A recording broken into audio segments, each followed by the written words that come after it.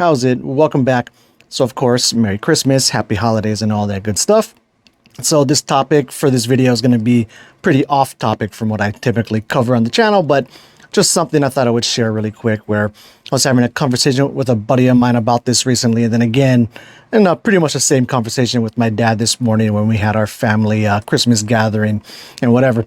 So it has to do with parenting, right? Where about a week or so ago, I posted our PlayStation stats, where every year PlayStation tracks like how many hours you played, the different games you played, and stuff like that, right? And our stats are always like really ridiculous. Like, it almost seems too ridiculous. Like, I know we play a lot, but I don't think we play that much, where it averaged out to like 4+ hours a day every single day on one of the PlayStations.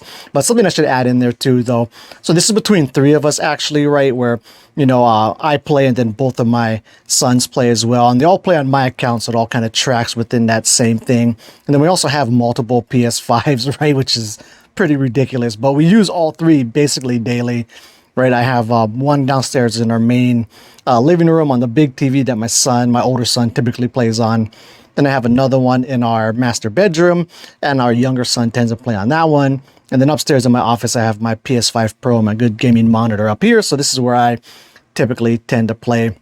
And, there's many times a day where we're all on there at the same time. And I used to wonder if if multiple PlayStations are on, does it track, your time spent between all of them, or does it just combine that into one? But it obviously must be tracking that as separately, or else we would never hit this 4+ hours a day average, which is, like I said, pretty nuts. But the topic came up with like, oh man, like, is video games good for kids? So obviously, if I let my kids play that much video games, my perspective is they're pretty damn good for kids, right? I don't see much negatives with it, right? Because it teaches them, like, well, first of all, hand-eye coordination, obviously, depending on what type of games they're playing, problem solving, stuff like that, being creative, playing Minecraft and things. And, they play a lot of the more difficult games. Like, basically, they just play the games that, for the most part, that I'll play myself too, right? And so, some of them will be harder games, like, Armored Core is known for being a pretty hard one. My younger son was like, I don't know, 5 or something when he started playing that, and he learned all the mechanics. He got super into it. My older son, I remember one of the first games he really got stuck on and was playing a lot was Dead Cells. Another classically, like, super difficult game, right? The only way to get good at these things is to, like, put in a lot of time and learn the mechanics, and you hit a roadblock, you continue to push through. You get mad at the game sometimes when it gets too difficult, or you feel like the game's cheating or something like that, so you have to learn to kind of control your emotions and push through that.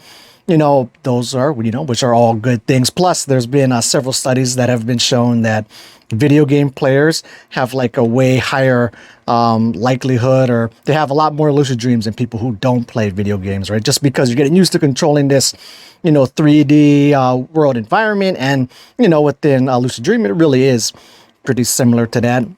I also like, now, I do monitor, like which games they play online and stuff like that. But I also think it's cool that they're starting to play online with their friends and things. Like yesterday, my older son was playing Minecraft with some of his friends from school, and they're playing hide and seek, and they're learning how to, communicate through the game system. Actually, they were calling each other on their phones and, playing nice and being fair and things. So I see a lot of positives in gaming. Now, of course, they do have to get outside and be physical and active. And I'm sure staring at screens, isn't necessarily the best thing. But if it was like play video games, or like watch a TV show, or, watch their iPad, or like just go on YouTube or something, I think video games are a lot better than that now, unless, of course, they're like on YouTube watching some like smart show that's going to make them smarter, then that would be pretty good too. But for the most part, I don't see anything wrong with video games. And then the part with my dad was kind of funny, because he brought up that he's glad my kids don't play that much video games. And I was thinking, like, huh? We play like a ton. But he was actually more getting towards the point of, like when we go out to dinner, or when they got to watch them when we drop the kids off, so Tutu and Grandpa can watch them or whatever.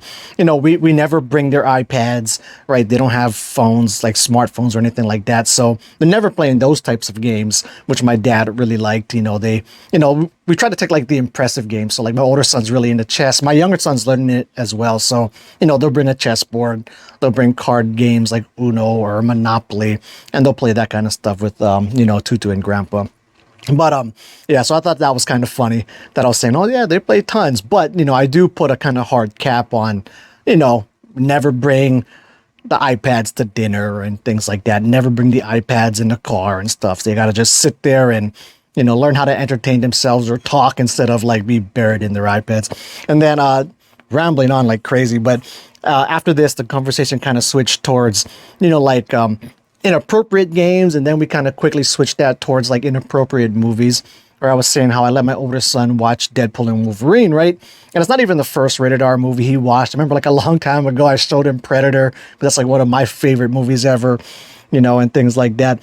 And well, I let them watch a decent amount of, more like R-rated or like hard PG-13 type movies, but I don't see much negative in that either, because at least when we're watching the movie together, if there is something that it's a little bit sketchy comes up, at least it gives me an opportunity to see how my son reacts, and then we can talk about it. I can try to give him a good, proper perspective, towards what it is that he's seen.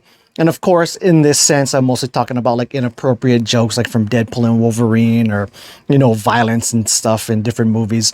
We kind of stay more away from the sex things, of course. Although, granted, my older son, who's 11 now, and he actually brought this up to me that they were saying how they're going to be going through sex ed here, in like the third or fourth quarter at school. I'm thinking like, oh, damn, is it that time already?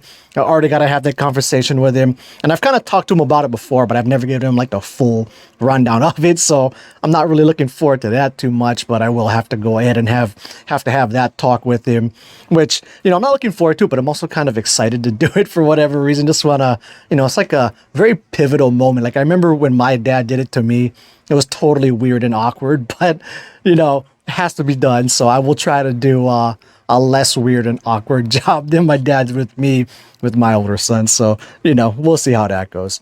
Anyway, rambled on a long time there.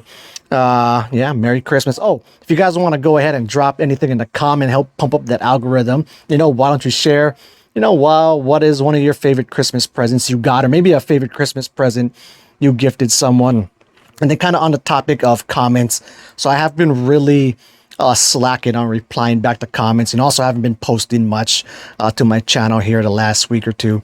But I was like 2 or 3 weeks behind on responding back to comments on YouTube and Instagram and TikTok and all that. Although yesterday I did go through, I'm pretty sure I got all of YouTube done. That took like a couple hours going through all those freaking things, but I believe I got all that done. I think I'm caught up on Instagram. I can't really tell. It's not very easy for me to, at least I don't know how to quickly search through Instagram and just find purely the comments as opposed to the likes and the whatever else.